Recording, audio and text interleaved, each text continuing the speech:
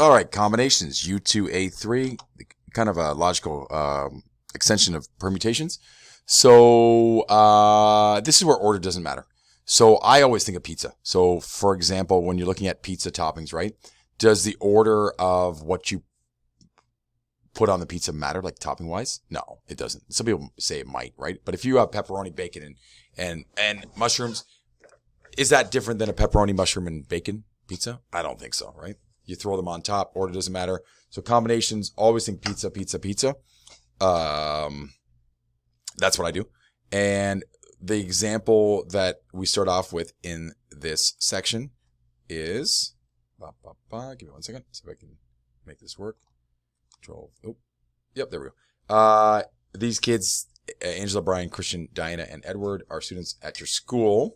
The question is, how many ways can they fill the council if order matters? So in the first case, you have a president, a vice president, and treasurer. So the answer got chopped off here, but it's actually kind of good that it's not there. So think of this. If we have things that matter, president, 5 ways, vice president, 4 ways, 3 ways for secretary, you're going to multiply those 5 times 4 times 3. And from yesterday's note, or the last video I made, that's 5p3, which is equal to 5 factorial over 5 minus 3, which is 2 factorial, which is, again, 5 times 4 times 3, and you can get whatever answer that is, okay? So, again, I know the answer is 60, okay? But that's not the important. The important part is setting the question up, right? So that's that. How do you get this on your calculator? You might have this on your calculator, 5p3.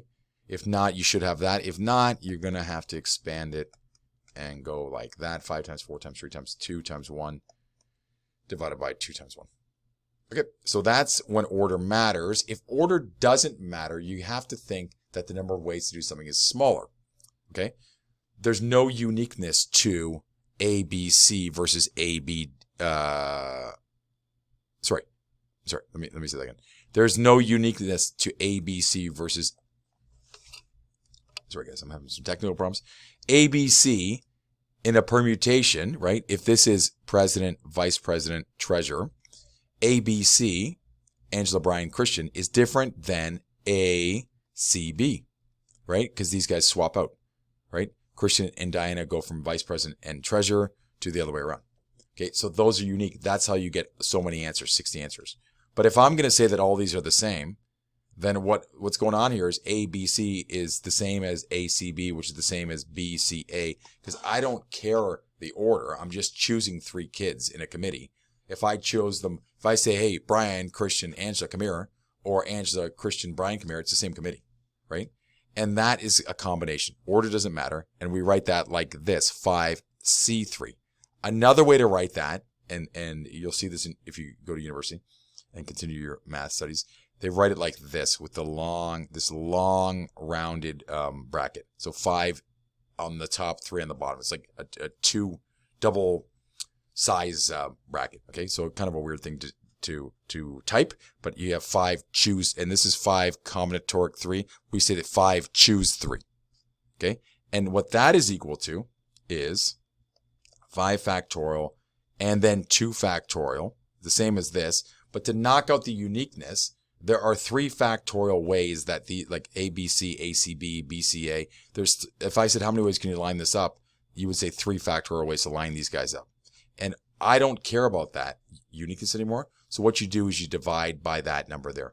So it's straightforward how to do it. You go 5 factorial, that number factorial, divided by 5 minus 3, 2 factorial, and then 3 factorial. Okay? So if I have this, 11 choose 6, on top I have 11. On the bottom I have 11 minus 6, which is 5. And on the bottom it's this. You can't do anything. The obvious question is, can you do something funny with this? Can you factor? Can you multiply and get 30 or whatever it is? No. Okay.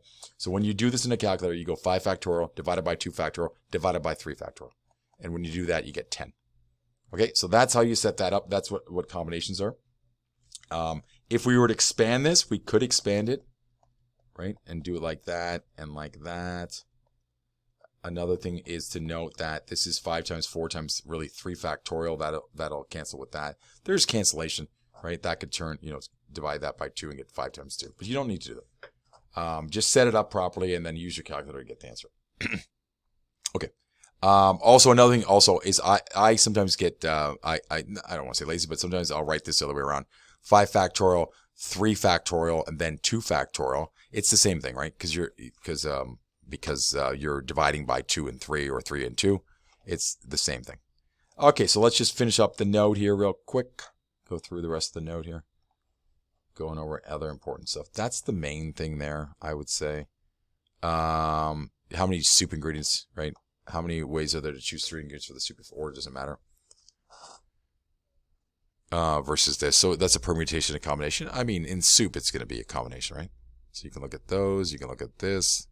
There's the formula there. If you want to write the formula down, that's it. So it's NPR over R factorial. I'm not a fan of this, to tell you the truth. I would just write it like this. But that's fine. You have 15 people in 5 different positions. All right, you can play around with this. Just more combinations. Check that out. And then there's the thing about the ladder. All right. When you're looking at cards are great. So I do a lot of card questions when I do this sort of thing. And what you do when you do any card questions is we're going to draw. It's almost this. It's the same thing every time, right? Drawing 5 cards. So this example here, I'll just cut and paste this. Copy.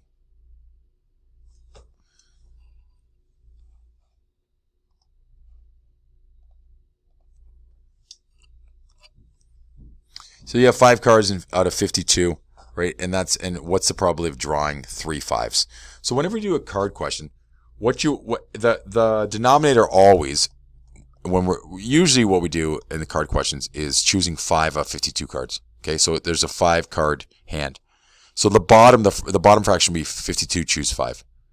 Okay, so that's the bottom part of the fraction, not the bottom fraction, but the bottom part of the fraction will be that. And then on top, when you're looking at probability, you have to figure out the number of ways to choose 3 5s.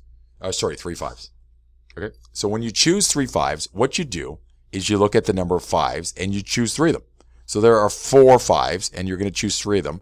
So there's 4 choose 3 ways to do that. Cards are combinatorics because picture this in your hand when you're playing cards. If you play Crazy 8 or something, you get the cards, you move them around. It doesn't matter if you move them around. Usually. Okay, in a card game, you move them around. We're going to assume that order doesn't matter. So you go ahead and you pull these cards out. And how many ways can you do that? 4, choose 3, and you're going to multiply that by whatever's left over. So you choose the 5s, and then you choose the non-5s. Okay, and how many non-5s are there? Sorry, I made a mess of that. Let me clean that up. How many non-5s are there? The rest of the cards. Okay. So there are 48 non-5s, 4 5s, 48 9. Excuse me. And from there, I'm going to choose 2. So, and that's your numerator. So you go ahead and you choose the number of ways to choose 3 out of 4 cards. And then you do this. Okay. Another question that we do all the time, you might be asked is, what's the probability that you get at least 3 5s? And that'll be cases. So you ask yourself, what's at least 3 5s mean? It means 3 5s. But it also means 4 5s. So if I'm going to choose 4 5s, I choose all 4 of them. And then I have one more card to choose, so I go ahead and I choose that. So what I would do is I would add that and that, okay? And that would be my numerator, and then I divide by that. Or I could actually figure out this fraction and add it to the same fraction, if you like. So other card questions, let's say I said, what's the probability of drawing, let's say, a red ace? Okay, so then you ask yourself, how many red aces are there? You do need to know a little bit about cards. There are 2 of them, and I want to choose 1 red ace. So I choose 1 of the red aces, and then I got to keep going, and there's 50 cards. Notice every time we do this, that and that will add up to 52. I chose 2, and I'm going to do a more complicated question after. 2, I chose from the 2 aces, and then I chose here. Don't put 51 here, because if you put 51 here, what you're doing is you're throwing that ace that you didn't choose back into the pile. Okay, so that's you don't want to do that. Okay, so what you do is you go 2, choose 1, 50, choose the rest. You need 4 more cards. So that'd be your numerator in that case. That's 1 ace. If I said at least 1 ace, okay, what I would do is I'd find this guy and then 2 aces. Okay. If I wanted to know, and again, that's your denominator. If I wanted to know the probability of not drawing an ace, okay, I don't want to draw an ace. What I would do, there's a couple ways to do that. One, I could do it this way. I could say, this is the way to choose exactly 1 ace, and I could subtract 1 from it.